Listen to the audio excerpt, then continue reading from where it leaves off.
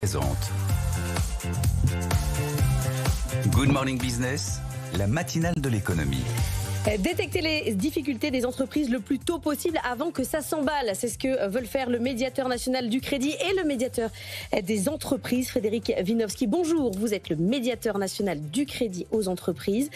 Vous avez remis le 23 avril un rapport sur les dispositifs de détection précoce de soutien aux entreprises. Il y a 16 recommandations, 3 axes prioritaires. On va essayer de les détailler ensemble. Mais le premier constat, c'est que quand vous faites le tour de France, les retards de paiement, c'est toujours, malgré les sanctions, malgré les amendes, le sujet numéro 1 pour les TPE-PME.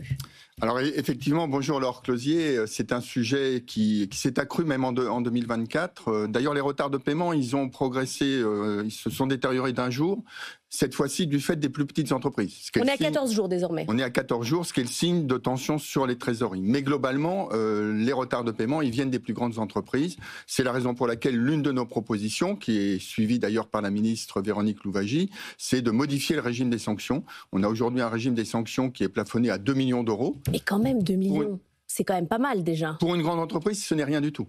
Une grande entreprise, il vaut mieux différer ses paiements, prendre le risque d'un contrôle de l'administration et payer 2 millions. En droit de la concurrence, c'est 10% du chiffre d'affaires.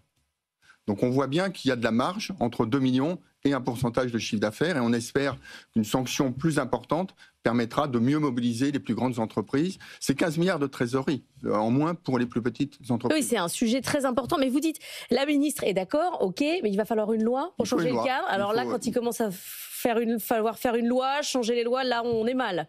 Sur ce sujet, on espère un petit problème politique. Sur ce sujet, on espère que voilà un consensus. Je crois que c'est nécessaire pour nos plus petites entreprises si on veut permettre à ces entreprises de se développer, de ne pas être pénalisées par ces retards de paiement. C'est un sujet qui, à mon avis, devrait pouvoir mobiliser nos parlementaires. Juste à un moment donné, on avait essayé le name and shame. Ça non plus, ça ne marche pas. La liste noire des 5 pires payeurs. Non, parce que vous pouvez me citer des entreprises qui ont été sanctionnées récemment. C'est sur le site de l'administration. Il y en a quelques-unes. Il y a Schneider Electric, il y a Forestia. Ils ont eu des sanctions. Ils ont eu des sanctions, mais ce n'est pas médiatisé, ce n'est pas repris. Donc le name and shame est utile. Mais dès lors, et puis il faut mettre l'État dedans peut-être aussi, parce que l'État aussi paye. Alors la situation des paiements pour l'État s'est améliorée. On sortira au mois de juin le rapport de l'Observatoire des délais de paiement. On n'a pas encore les chiffres de l'État. On a cette dégradation entre entreprises.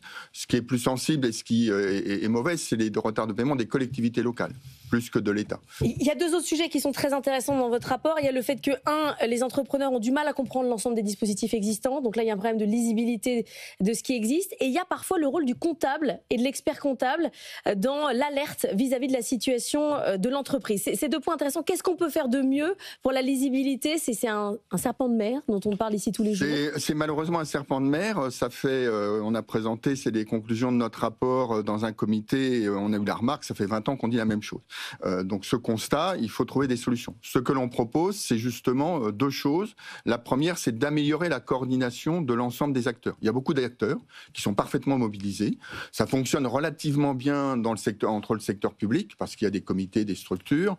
Dès lors qu'on touche au secteur privé associatif, la coordination est très variable et il y a de fortes marges de progrès. Donc premier axe, renforcer cette coordination avec un point central qui est le conseiller départemental aux entreprises en difficulté. Et le deuxième axe, c'est de changer notre philosophie de l'accompagnement.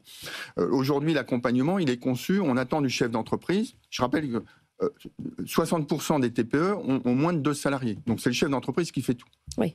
Donc il n'a pas le temps, il peut être dans le déni, voire il va avoir honte de faire état de ses difficultés.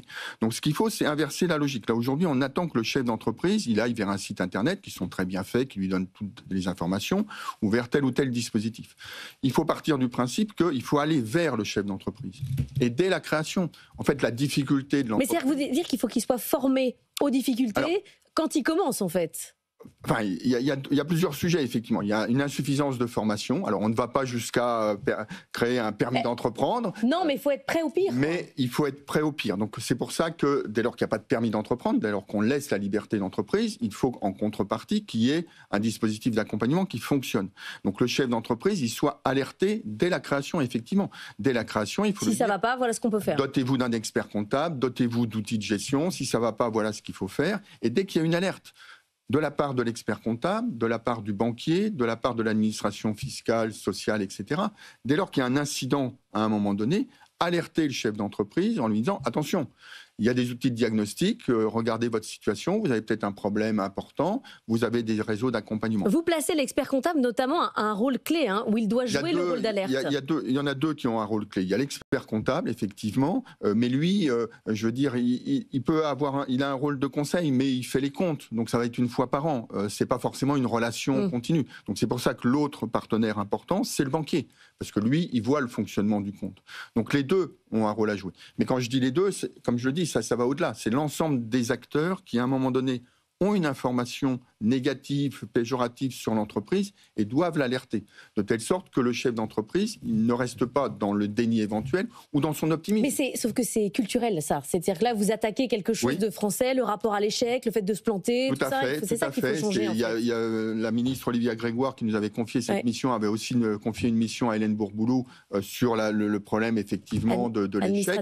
Donc il y a une convergence, je dirais, pour faire changer la manière de voir les choses et la manière de les aborder. Et on espère que de cette façon, on évitera, je veux dire, de la situation dans laquelle on se trouve depuis 20 ans ou 30 ans, où il y a des dispositifs, mais malheureusement insuffisamment utilisés par nos chefs d'entreprise. Merci beaucoup Frédéric Wieniawski d'être venu ce matin sur le plateau de la matinale de l'économie.